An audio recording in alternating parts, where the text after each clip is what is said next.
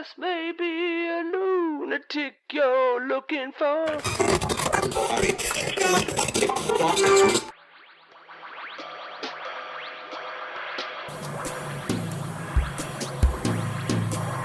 Just a minute, ladies and gentlemen. I think something is happening.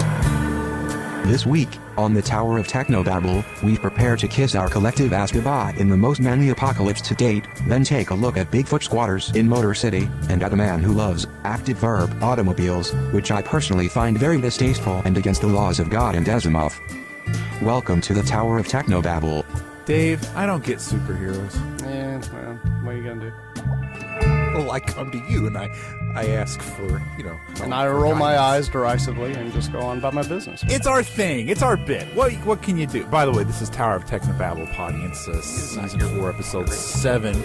I'm the repeater. I'm the conduit. And I'm Kentucky Slim. I don't think that there's anything new to be brought up in this conversation with superheroes. I can't live my Conrad, life around your ignorance. That's what I'm Conrad, saying. you know your role. I mean, if I have an automotive or UFO question, I go to Kentucky Slim. Mm-hmm. If I have superhero comic booky things, I go to you. Mm-hmm. And I'm telling you, I don't get them, man. Well, see, I need something more specific that rather than just don't get. I saw a trailer. Yeah, I saw. Sorry, are we talking? What's wrong? No, go ahead. No, you're breaking up. Sorry. I am. You're breaking up. Me? I'm breaking up or Dave's breaking up? We're all breaking up. We're breaking up! Fine! Game over, man. I was thinking more like, the ship is coming in too fast and we're breaking up! Oh, okay. I thought. No, it's not a love divvy up triangle here. I don't even want to do the bit anymore. Let's just move on. Well, now I'm curious. What? I'm curious now. What? Come on. Okay. Sorry, we keep talking over each other. You think after 3 years we'd stop talking over each other? Okay. I saw a movie trailer, and in this movie trailer it's for yet another superhero movie, another CGI fest, and there's a little talking squirrel holding a gun in it. And that's Rocket Raccoon, I believe you're talking about. Okay, Rocket Raccoon. Oh, because if it was a squirrel, it'd be Rocket the Squirrel, and then that'd be copyright infringement, right? Rocky and Bullwinkle? No, there's already a squirrel girl, so. But isn't his name Rocket J. Squirrel? That was his full name, right? Oh, he's a squirrel. This is Raccoon. Rocket J. Raccoon?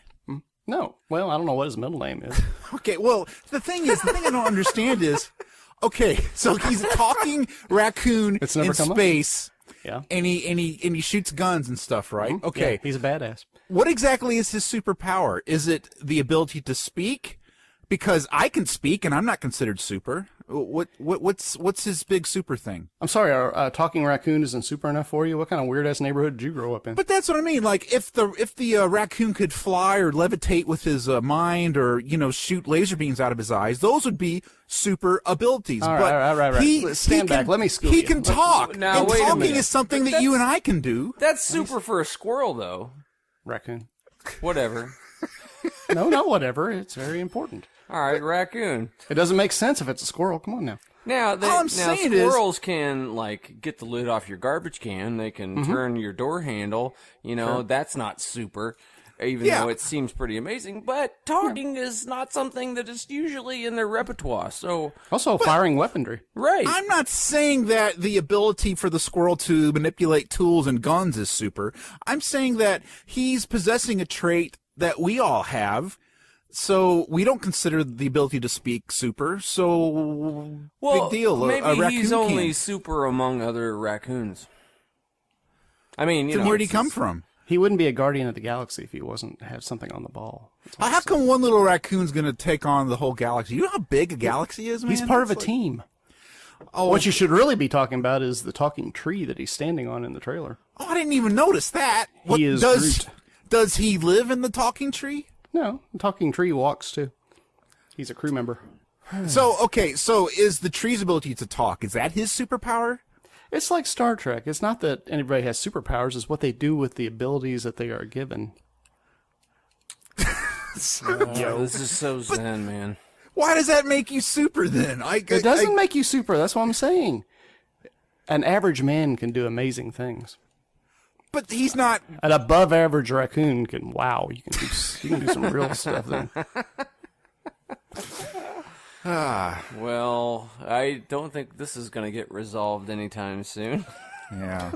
All I'm saying is, I can talk, so you guys just better start. Boy, do we know it. Telling me, hey, repeater, with great power comes zero responsibility, so you just be careful with your talking ability there. It's funny, you can talk, but I've seen you try to get the garbage can lid off the garbage can for 10 minutes one day. It's impossible. And I don't know turn it how. around. I don't know how squirrels do it. It's impossible. Maybe I will see this movie just to see if there's any garbage can opening techniques. Mental note to self, put Vaseline all over the doorknobs and watch the repeater. Woo! Woo! Woo! Tonight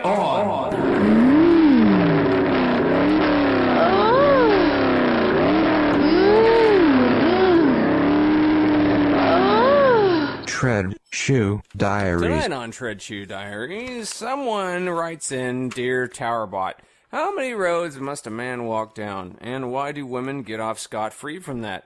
I never believed that answers in the wind hippie crap, so I thought I'd ask you. Thanks, Norm in Greenfield, Massachusetts. Well, Norm,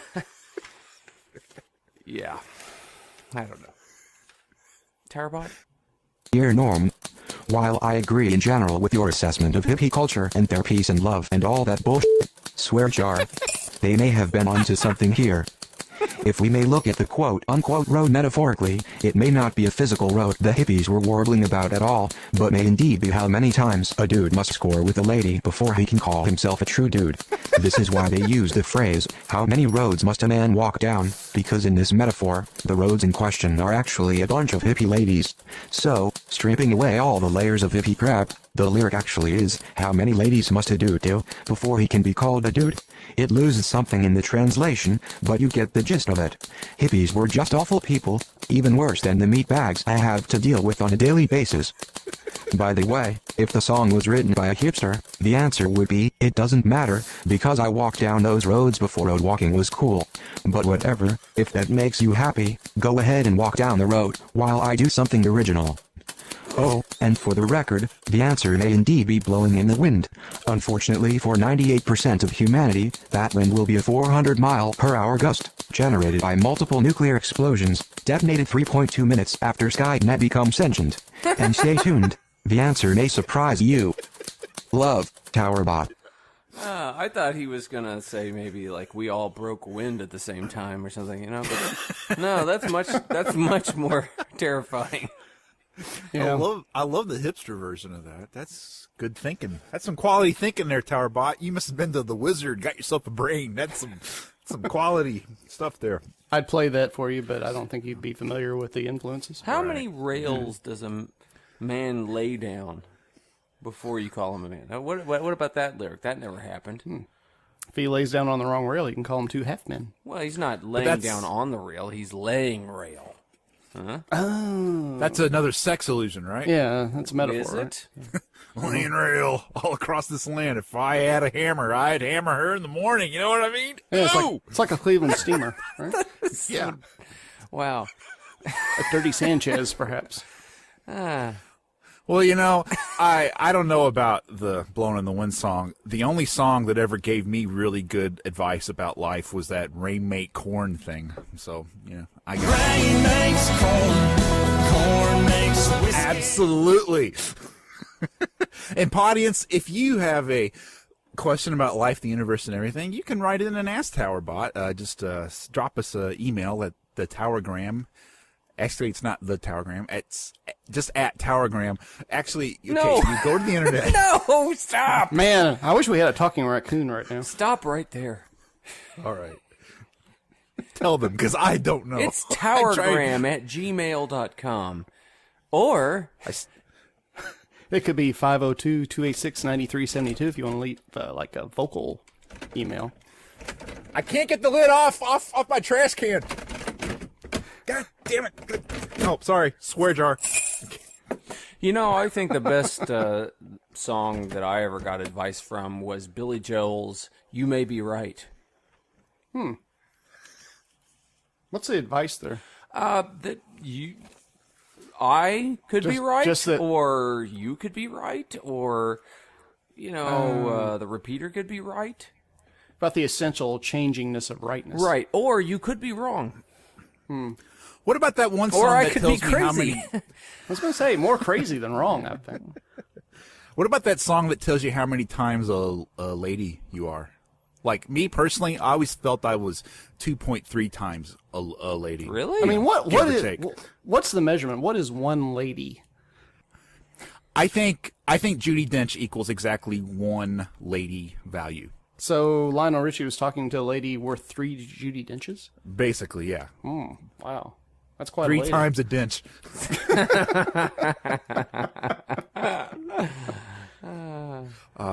Hey guys, actually, you know what? We can't talk about this crazy shenanigans. I've got breaking news. Somebody play the breaking news sounder. I've got it. We don't have one? I've got it. That's... Here it is. No. What? Wait. What did we say this is? Breaking news? Do we have a breaking news Is it sounder? breaking news?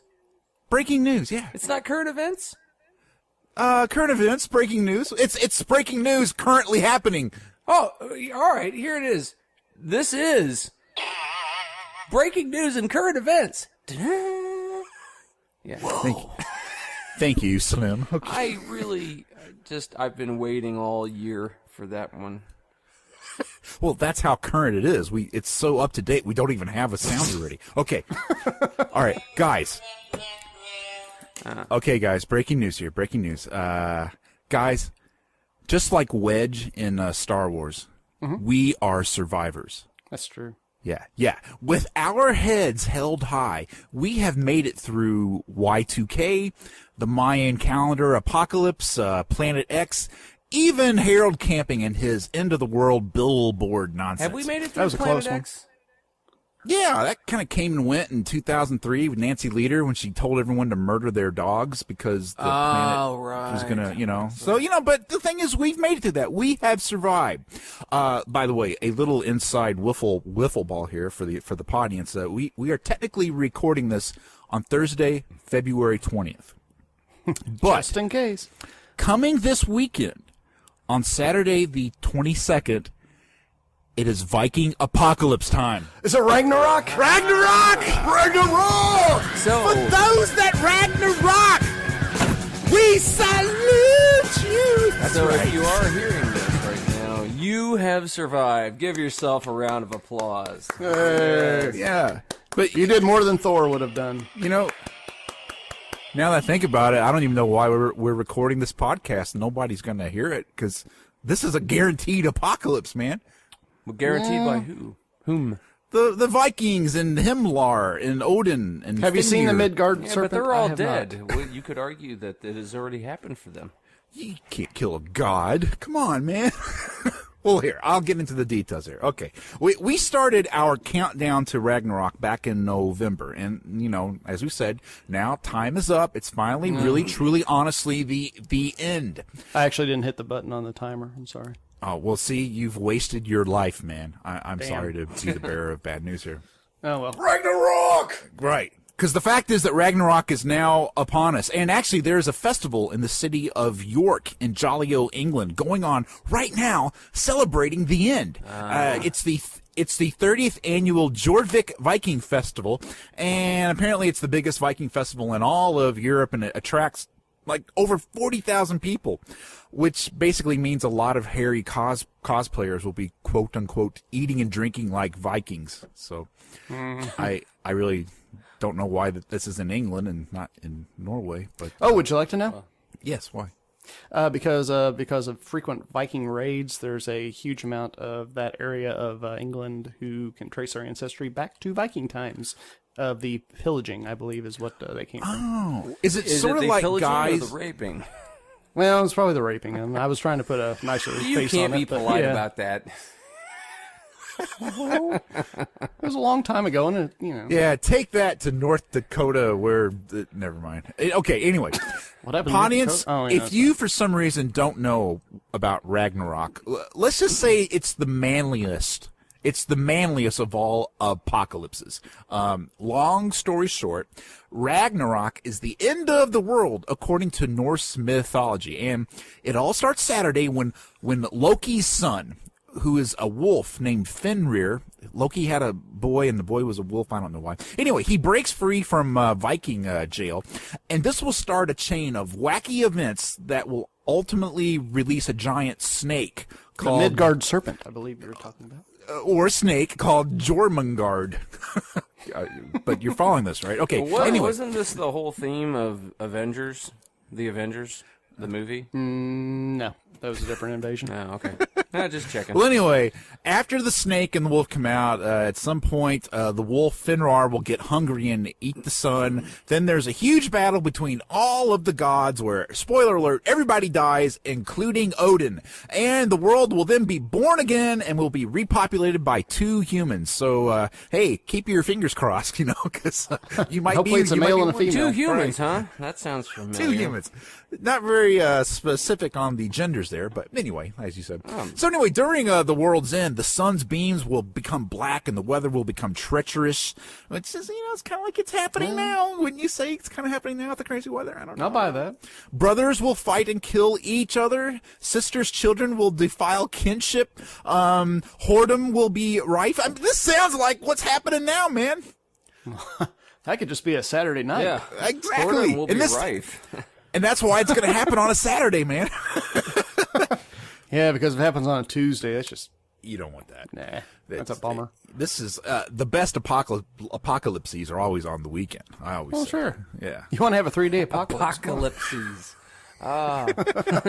Now, modern Viking enthusiasts, guys who dress up and have big beards, they got the countdown to Ragnarok started back in November when they blew a horn from a rooftop in the city of York, England, and this was a magic horn belonging to the Norse god Heimdallr, who believed that it would be blown to warn people of the impending doom. So right now, everyone's celebrating Viking style at this big festival, and so did they know when to blow the horn, or they decided, okay, that's enough. It's Let's about blow time. Yeah, I think it felt right. Like the whoredom had reached a threshold where they knew. And so they're celebrating their impending doom, yeah? Yeah, that sounds exactly. so very Viking, doesn't it? Actually, it sounds very Klingon. Well, a spokesman for the upcoming apocalypse said, during the week of the Jorvik Viking Festival, we will be doing everything we can to equip the people of York and visitors with the tools to survive the apocalypse, from hunting for the mightiest and strongest warriors to training children in combat skills. So right now over in York, they're teaching children how to kill everybody. Sounds like I might need some condoms, too. Maybe. I don't know. Get Well, your all the beard. horrors falling from the sky and whatnot. So Horrors and they're snakes prepping. everywhere. They're prepping. They're preppers. They're absolutely prepping. They're absolutely prepping, and they're having fun. Apparently. Armageddon preppers. So if the world doesn't end, the festival will be over on February 23rd, and I'm guessing a lot of Viking people will leave bummed. Yeah. So if you're not a true believer, though, if you just ask off for that day. yeah. But apparently, Odin has set aside all of the Viking heroes. He's got them all a place waiting up in Valhalla for the end of the world when the battles to end all that. So cancel your plans for next week because you're all going to die in the snake and Himmlar and Fenrir and all that. So, guaranteed. This time it's actually going to happen, okay? I swear. So what happens to the honored dead in Valhalla? I mean, if all the gods die, does Valhalla close down, or does Valhalla just get a lot more crowded with all the new honored dead coming in? You just get out of the way. And you say it's guaranteed. Is there like a money back guarantee, or is it, You know what? I don't know. No one thought to even bother asking that because it's guaranteed. So it's pointless to see, Legally, that's a very gray area. Hey man, it's when you're busy fighting off snakes and whores, you ain't got time to look at the fine print. That's all I'm saying. Make friends with the whores and have them battle the snake with you, so to speak. What?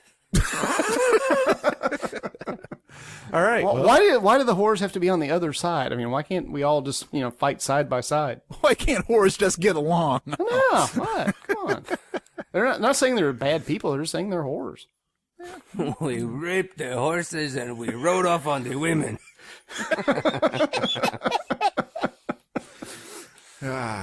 times. Moving on. Okay.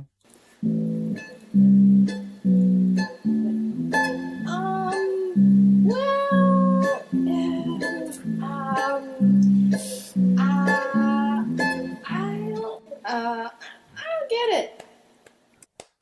Kentucky Slim, you have a motorcycle, right? Yes, I do. Mm-hmm. Yep. Do you love that motorcycle? That's a real interesting question. I guess if I took it a particular way, yes, I do. Okay. I love that motorcycle. How much would you say you love that motorcycle? Oh, now we're getting into specifics. Using the unit of lady. Well, How many Dench's? How many Dench's worth of love do you have for that bike? That is interesting. It is at least 3.5 Denches. Okay, so you love this bike. I do. Let me ask you this: have you ever had sex with it? Well, when it's the season. No. it's vibrated between his legs a few times. I didn't say on it. I said with it. Physically had sex with it. No. Because even if you had, I'm just going to tell you right now, that is nothing compared to a 63-year-old gent who lives up in Washington State. He claims to not only have romantic feelings towards cars and automobiles and motors in general, but he claims that he has sexed up over 1,000 cars. And when I say sexed up, I really honestly mean he has had sex with cars. Somehow I knew all of this was coming. Over 1,000 of them. How does one have relations? All right, everybody, You know back what? on the pile. I asked that exact same question, but none of my sources would tell me. Apparently, it's somewhere even they don't want to go to. So now, Well, you lay the rail. Well, there's so many sharp or hot parts or pinch points. You guys have already grasped why I wanted to talk about this tonight, because it is going to be a pun fest. Okay. How many tailpipes must a man go down? Yeah, you get it. This is why I wanted to do this. Okay, now, like I said, I'm not exactly sure how he does it, but if I may quote the man in question, some guys look at boobs and bums on a beautiful woman. I look at the front and rear on beautiful cars. So says Edward Smith, totally fake name, by the way, who is a self-described mechaphile. He probably goes by Eddie. Eddie Smith. So you're probably wondering, what is a mechaphile? Well, a mechaphile, it's a fetish. It's guys who have an intense sexual love for machinery. And if I may quote Mr. Eddie Smith some more here, he says, as far as women go, they never really interested me much. And I am not gay. And likewise for the lead. I just loved cute cars right from the beginning, but over the years it got stronger. Once I got into my teenage years and was having my first sexual urges. So obviously he says he loved cute cars, and I'm thinking, what about cars who have good personalities? He loves cute cars, and again, I don't know. I could be wrong here, but I'm thinking this might cause him some trouble. No, he has a very happy life, and I'm going to tell you about it. Now, Smith, who is 63, he says that his last relationship with a human female was 12 years ago. And guys, I want to know her story. I really want to know her story.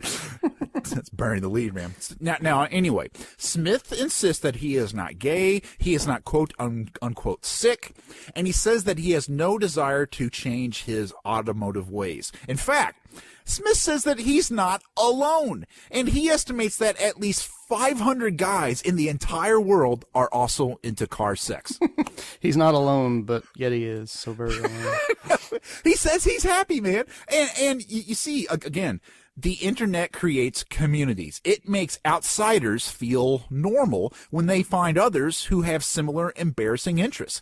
It's like when I found other Doctor Who fans on the internet. Before that... No, it's not really like that at all. Well, before that, I thought I was alone in the world, But so just like him reaching out, he reached out and he crank some engines with some other guys. So, and in fact, last year Smith attended a mechaphilia rally in California. But it didn't really get off because it couldn't get any of the cars started. Well, I was going to say, okay, think about it. There is a convention for people who have this car sex fetish. That says one thing to me. Key party! Ew. So anyway, my thinking here all those is, cans of WD-40 just around. I know, they're everywhere. There's got to be an upholstery specialist at this place. Well, yeah, it's sort of like you go to meet people who might need your particular business, and it's like a lot of torn upholstery. Well, anyway, if it's a my rail, thinking here is- They found the upholstery guy hanging from a tree, just saying couldn't take it anymore. I'm thinking here, since there are rallies and online forums and conventions for mechaphilia, that does prove Ed Smith is not alone in his fetish here. So in some weird definition, he may not be too quote-unquote abnormal, but I maintain that he is at least a slut. I mean, guys, sleeping with 1,000 cars will get you a reputation. He's going to find out in Ragnarok. I know. Well, actually, Bit of a car whore. sleeping with one car will give you a reputation when you think about it. But That's true. Now, Smith says that his first car sex happened at age 15. And now remember, he says that he claims over 1,000 sexual encounters. Do the math. And now, how's this for slutty? Smith says that he once had a one-night stand with a helicopter. Ooh. I know, but get this. I shouldn't get this. laugh, but that's funny. Oh, no. Get ready to laugh, because it was a celebrity helicopter. Was it Airwolf? It was Airwolf, wasn't it? I heard things things about Airwolf. It was TV's Airwolf. Yes. Oh, I heard about that. It was. And I'm thinking, where the hell was Airwolf's security team? Airwolf was a slut. Airwolf was soiled. In fact, Smith claims that his night with Airwolf was the most intense sexual experience of his entire life. With all those whirling parts and stuff. Night Wolf. Blue Thunder. Now, Blue Thunder, there was a helicopter that could really, I think it Blue was Thunder. a stand-up moral helicopter. Blue Thunder had more of a nice personality, if you know what I mean. He totally went for the sexy route. So, with, forgive Airwolf me. is sturdy. Maybe I'm taking a huge leap here, but are the manufacturers of these vehicles, are they, okay with him doing that? Or are they armed with shotguns waiting for him to show up at random, Does it void warranties? Does he have good intentions? Is he going to marry them? That's the question. You know what? I'm getting to that. Oh, okay. All right. He has some happy news. He has some happy news, but I'm still trying to make the case that this guy isn't a screwball. He's just like you and me because he finds celebrities fascinating. Like Airwolf. And the thing, okay, actually, Airwolf gets his oil changed just like any other, just like the rest What of about us. Knight Rider? What about the General Lee? Oh, he has a quote. If I may quote Mr. Smith, maybe I'm a little bit off of the wall, but when I see movies like Herbie and Knight Rider, where cars become lovable, huggable characters, I think that is just wonderful.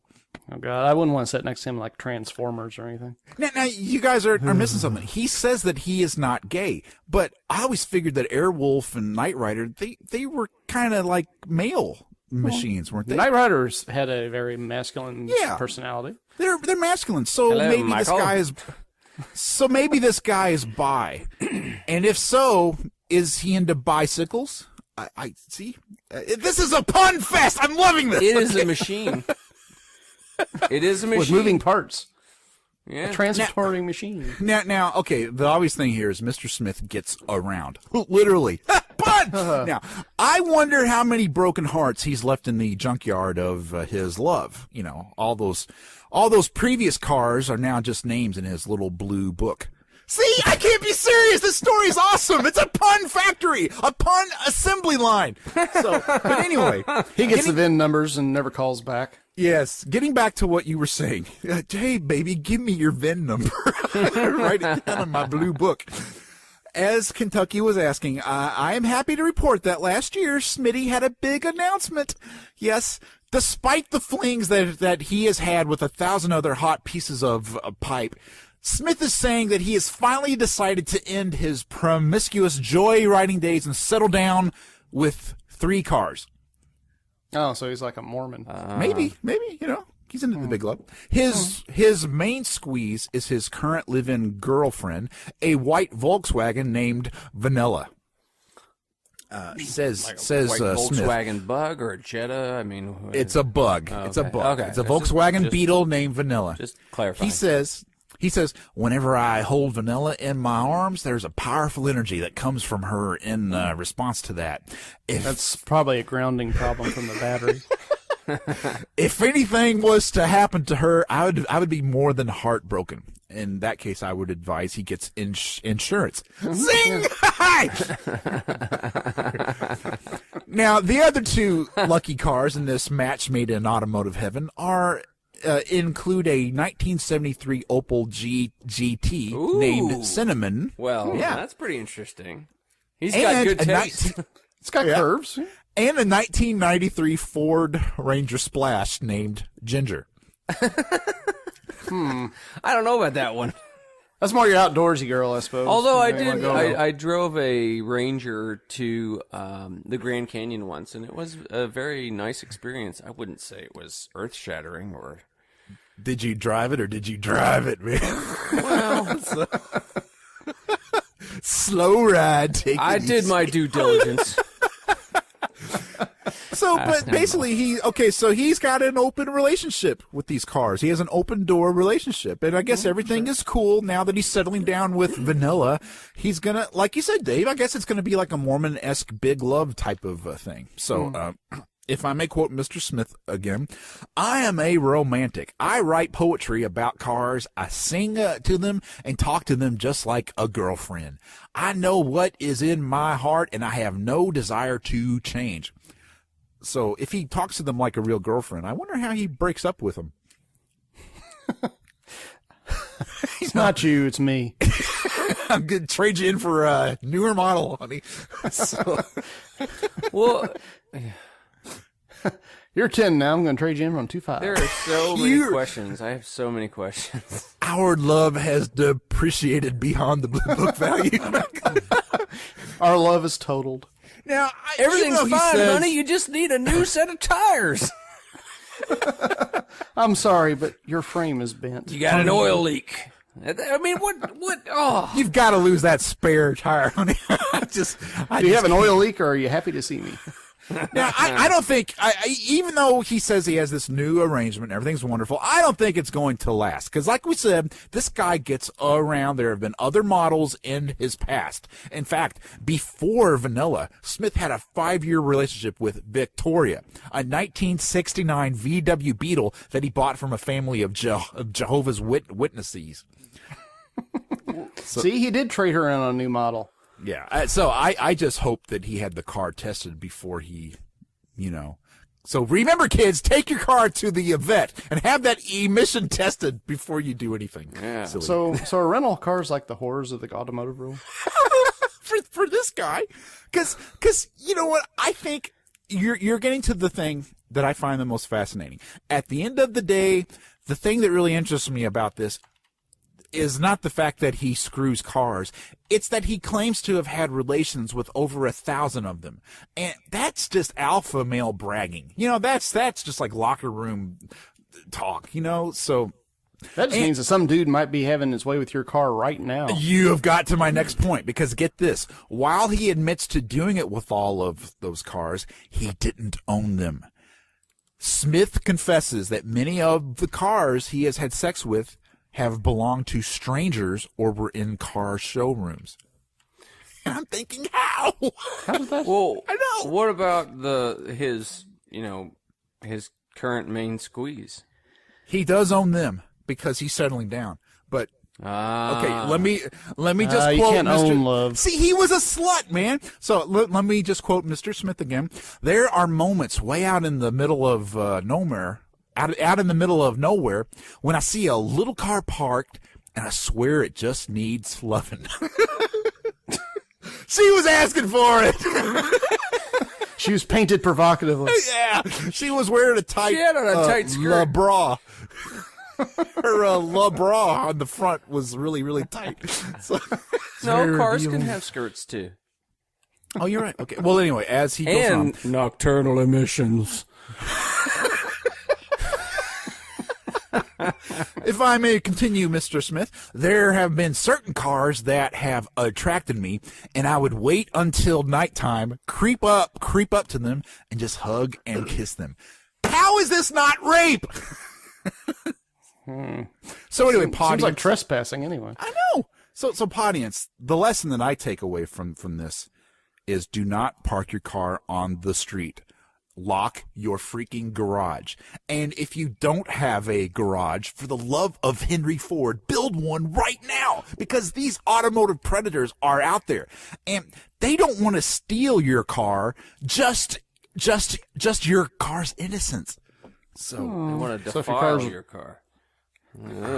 I mean, the guy could at least buy these poor cars a tank of gas first, you know. But He he I just have loves them and abandons them on the side of the road. I have a practical question. What if he sees a car that he swears needs loving, but that car has an alarm? Is that the automotive version of Mace? I mean, does he flee Yeah, it's immediately or does he struggle through it, It's essentially a rape whistle, I would think. Right, you know, right. so. What if it's its love song? Right. What if it's like it's the sound it makes when it climaxes? Woo, It's woo, cooing.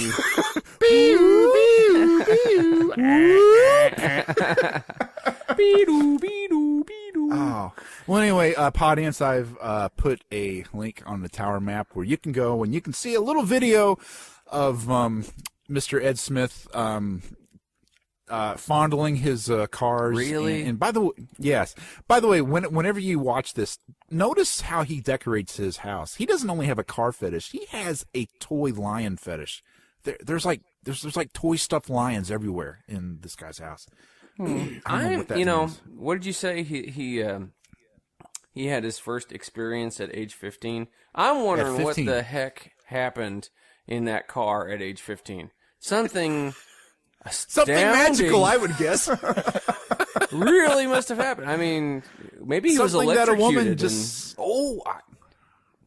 Who knows? Yeah. Who knows, man? Was he the only one present? Well, the car was there. That's the whole point. Ooh, weird. I'm a little creeped out. I'm watching the video right now. Isn't he just a sweet old guy? But he's up in and he's up in Washington. He's fingering the creases and I know. That ain't Wait right. until you see the part where he holds up the toy helicopter. I'm looking at it right strokes now. its- You're right. There are a lot of lion cubs and whatnot in this house. Yeah. So, the best part about the video is you see him take Vanilla on a date. So it's okay. Where's he? It's all Where's he good, from? guys. Washington State. Oh, Which was it? Washington or was it Oregon that was the bestiality state in our salute to the 50 states? I Was don't that remember. Washington? I don't remember. Yes, it was Washington because Oregon had the most homeless people. It was Washington. So bestiality and mechaphilia up in the state of Washington. Well, what can you do? Moving on. I'm watching the video and he's waving to other cars. That's just not right. Oh, he's totally. He needs to pay attention to his girlfriend and not be flirting with other cars as they drive by, man. He did it right in front of Vanilla. I know. He touches. He's a them slut. very I'm telling you, weird. this guy is a total slut, man. He's just no damn good. Is what he is. He's caressing and patting. He's patting them. Yes. Oh. You're going to go in my little blue book, honey. That's right. So. He just waved at a yellow beetle. Mm. Yeah, he's. I don't think this relationship is going to last. I think he's. Do you notice though that he has seat covers? Well, because whenever the mood's right, he seductively takes them off slowly. Does he watch the movie Christine and just go, "You fool! You didn't know what you had"? No, he probably watches it with Vanilla, and he's like, I'm so glad our relationship isn't anything like that on the TV. So, I don't know. All right, I'm getting creeped out now. I can't think of any more wacky They keep puns. showing the same scene where he's like running his fingers down the. I know. In fact, I've got a Victoria's Secrets catalog that I'm going to look through right now to reset my manliness. Okay. Let me fondle your weld points.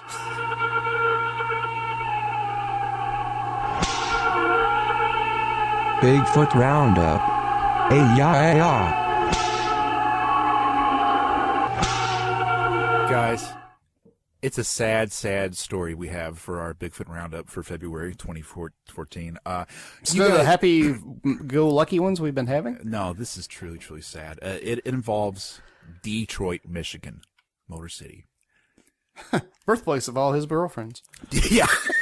Speaking of cars, we're going to go to where a lot of them were made. See, everything ties up together. If you needed proof that the end of the world is happening, here's a guy who's doing it with cars. And where did the cars come from? Detroit, Michigan. See, this is our most tied together podcast we have ever done.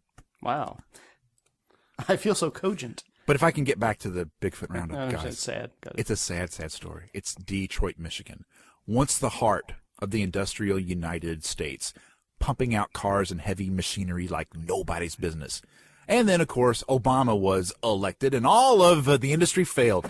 Now, a lot of Detroit is a crime-ridden war zone, famous for its urban decay, crumbling factories, and entire neighborhoods that have been abandoned and essentially left to die. That's right, it's all Obama's fault, apparently.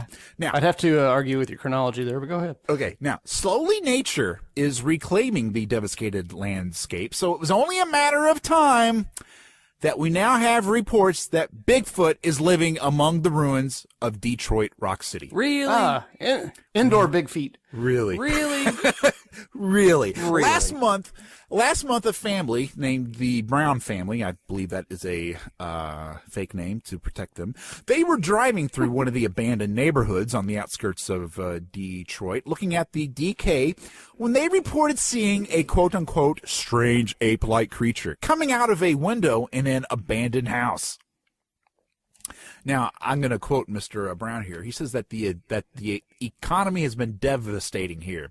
One day you were living in this beautiful city with over 1.5 million working people. Next day, all that you know was gone. Crime has gone up, and life has become almost impossible to deal with. And now you got freaking Bigfoots moving into the area, too. This town has gone to hell, man.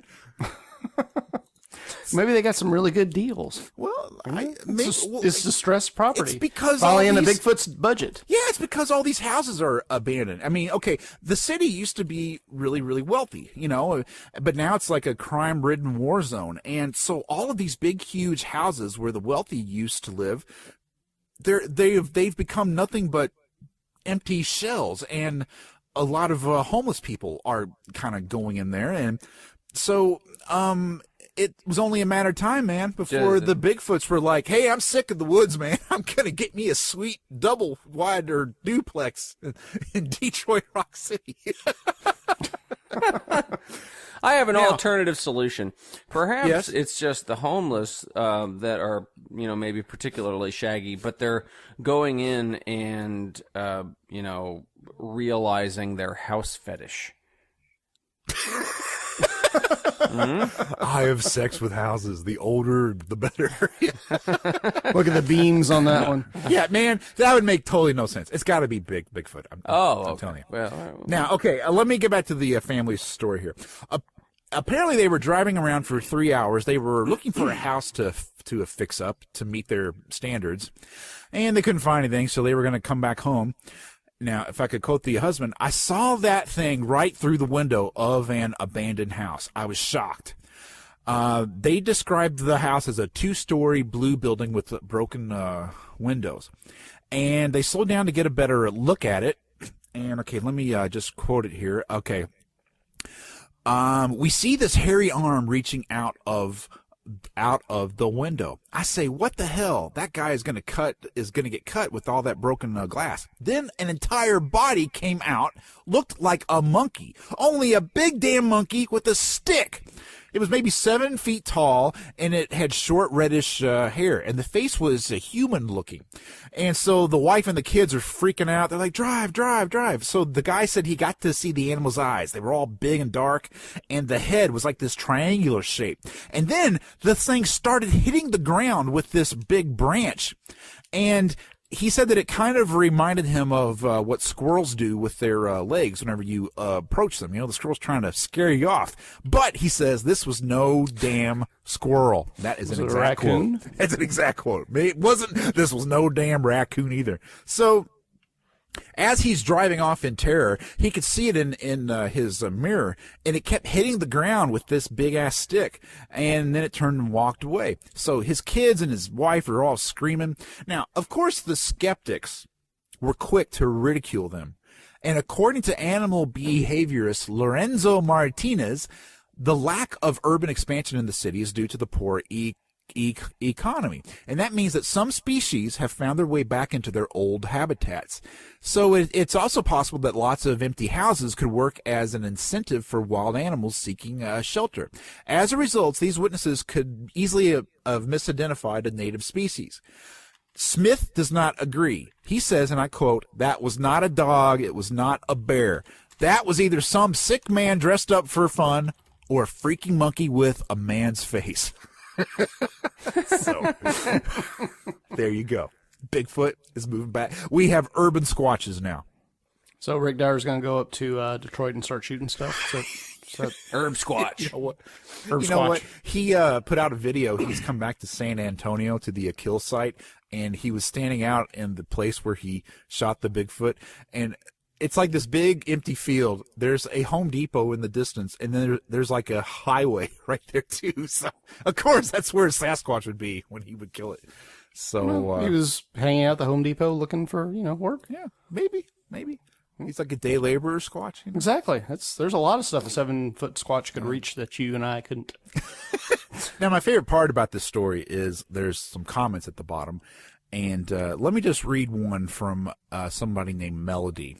She says, "So sad about Detroit Motor City that was left to rot after buildings and countries and Chicago. Our country is left to rot. Our president is taking us all down. He is insane, and letting him do whatever he does is even more insane. USA goes down in an hour, it is said. I can see why. Our time has come. And Bigfoot, our world is changing. Might as well get used to it. We are not on top of food chain anymore. Bless America. You better change that to God have mercy on us all. No more grace or blessings. We made our own bed."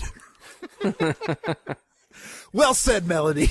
Yeah, Melody's just mad because somebody dumped her for a Toyota Corolla. Ooh. It had less miles. Now, our popular theory of insane redneck Rick Dyer is that, he shot a homeless man. And so I think a case can be made that they saw an insane homeless man. And, I'm not saying this was a Bigfoot. I'm just saying that he said this was no dog, this was no bear, it was a monkey with a man's face. That's all I'm saying. So men are actually monkeys with men's faces. Well, Yeah. Etymologically speaking.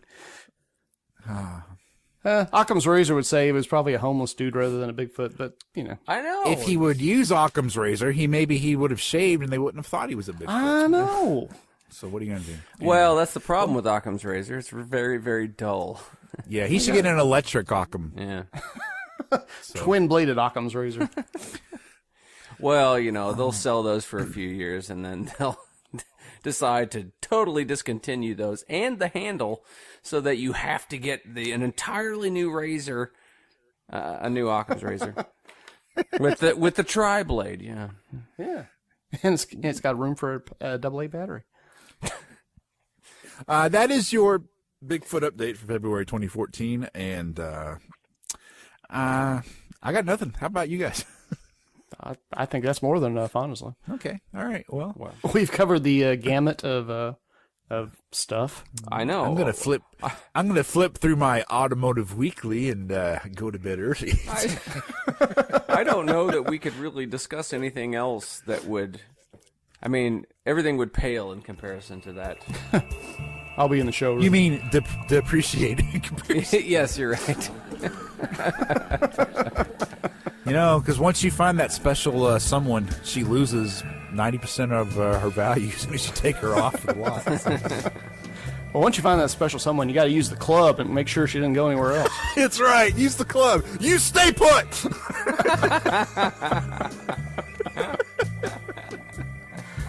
So I'm telling you, car sex, Bigfoot's moving into our cities. It's the end of the world, guys. It totally is. In fact, we could just end the podcast now because no one's going to even hear this. So what can we do? Good night, everybody. You've been a great audience. We'll see you in Valhalla. Good night and good luck.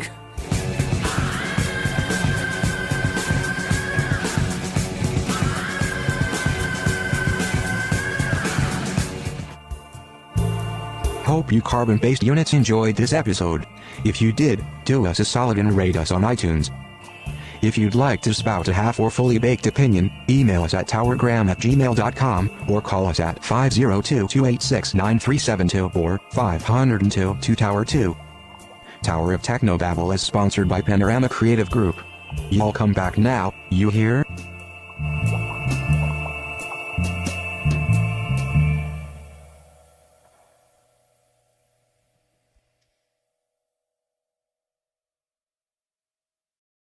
Well, I guess most people refer to their cars as she, right? Yeah, that's generally the... But yet the most famous cars are very masculine, like the General Lee and Knight Rider and the Starsky and Hutch car. That was totally a dude car, you know? Well, you know what the real thing is, though? What? Those cars are named Judy, Martha, and I think the Starsky and Hutch car was named Dolores. Not sure. I have to check my sources on that. Okay.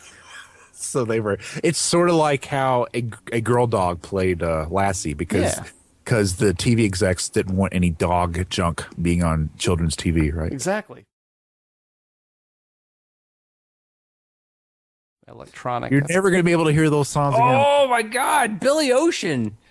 Get out of my dreams. Get into my car. Beep, beep. Oh, yeah. One piece at a time, Johnny Cash. Mm-hmm. That's totally what he's doing it to, man. Come on. That's more of a Frankensteinian sort of thing, though. Little red Corvette. Oh, well, there you go. Yeah, that's all. That would be like, yeah. That is